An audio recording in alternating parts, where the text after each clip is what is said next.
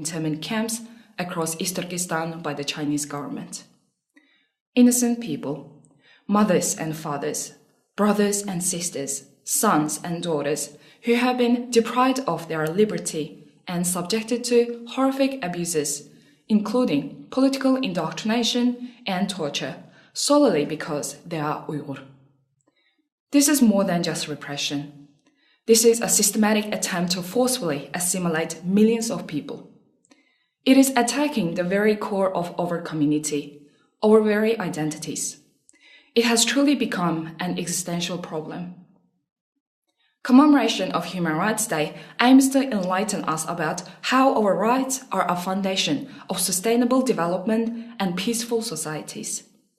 On this day, we urge the international community to speak up for the Uyghur people in internment camps who are suffering silently.